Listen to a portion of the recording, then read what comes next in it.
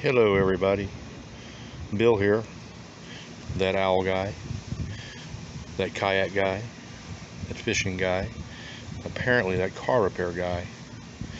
So this is part 2 of our Toyota tie rod end replacement. And if you guys remember the first episode, we did the passenger side and it had broken. It had actually failed. And that whole job turned out to be a fiasco because I tried to break the tie rod end off and that gave me real problems, so we ended up taking that apart as an assembly. So we're going to go ahead and do the driver's side today. We're going to do it as an assembly. So all we're going to do is break these 4 bolts loose. We'll break this one loose and we'll break down the lock nut for this, and then we'll break this off the control arm, take those off, extend the whole thing, spin it off, and put everything back together.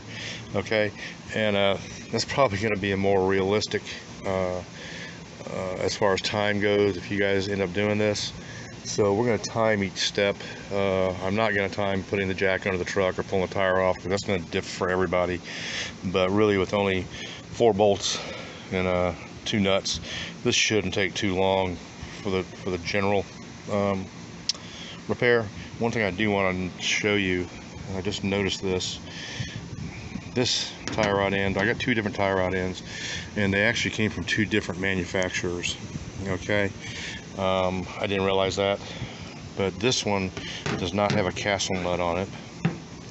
It's got a locking nut on it, and it has a key in the middle of it, so you can put a star bit in there and hold that from spinning. Okay, I don't have much of a problem with that. I'm okay with that design. One thing about it, this one does not have a grease fitting on it. Okay,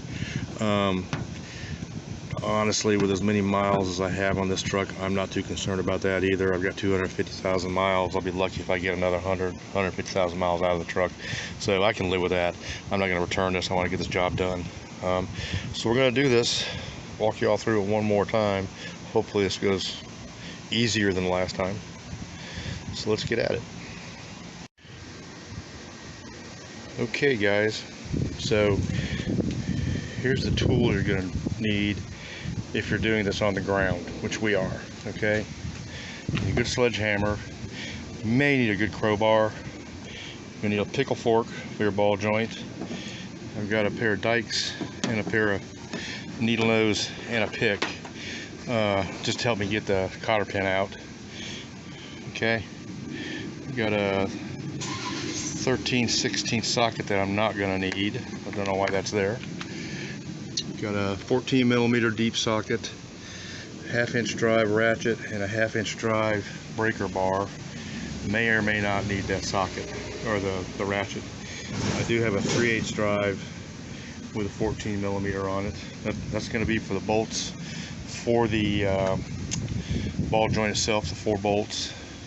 Okay, and then I've got a 24mm socket for the main bolt. This one right here, right there. Okay, and I've got an adjustable wrench. This is easier to use this to break loose the retaining nut on the tie rod end. Okay, and I have a 22mm wrench for this right here. And because this particular tie rod end had an Allen tool in the middle of it, so you can turn against it, I've got a 3/8 attached Allen tool in there. Okay, you're gonna need some knee pads, boys, and torque wrench and rags. That should be all you need, and you may not even need all this stuff, guys. This is just in case. Okay, so you want to go ahead and jack your vehicle up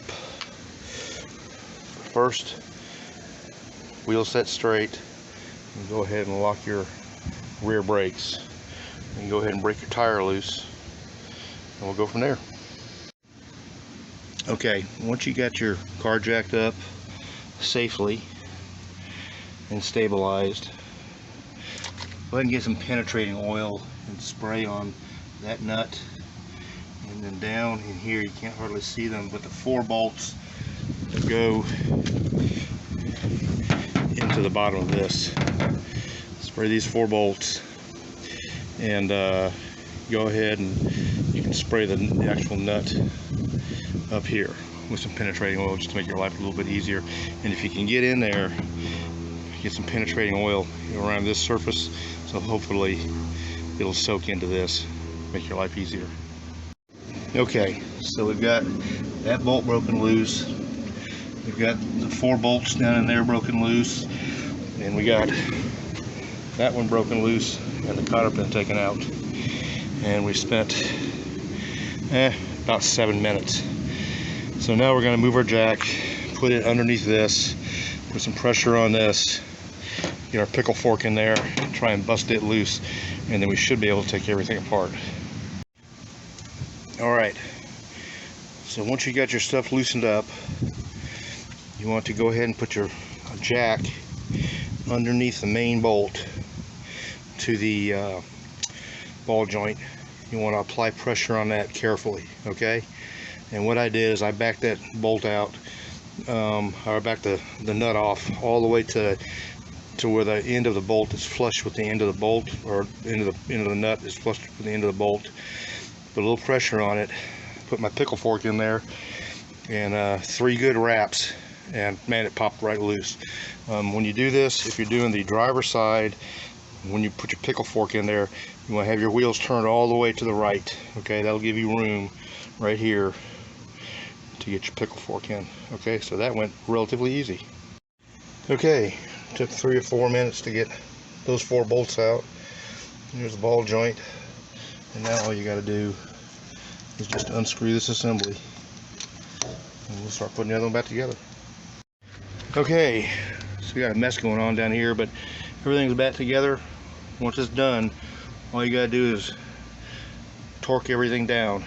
So this is going to be 103 foot-pounds, 67 foot-pounds, and your 4 little bolts are 59 foot-pounds. Once you do that, put your cotter pin in here. If your hole doesn't line up, you don't want to loosen that bolt. You want to continue to tighten it until your hole lines up. Put your cotter pin in, put your tire on, and you're done. Alright? Alright guys, so we are done. I just test drove it, and track's dead straight. Don't have anything feeling strange in the steering. So pretty simple, straightforward job if you know what you're doing and you don't go down the wrong road like I did on the other side.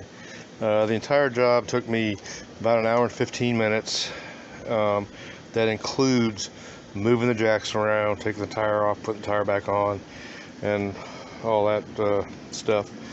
So the basic replacement of parts probably took 30, maybe 35 minutes at the outside. So simple, straightforward job. On the ground, obviously if you got a lift, life's a lot easier on you. So having said all that, the old tactical Yakin mobile is back on the road. I hope this helped you all a little bit. We are going to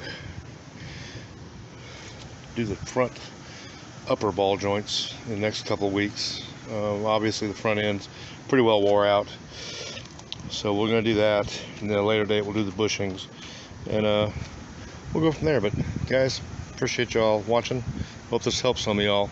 Bye.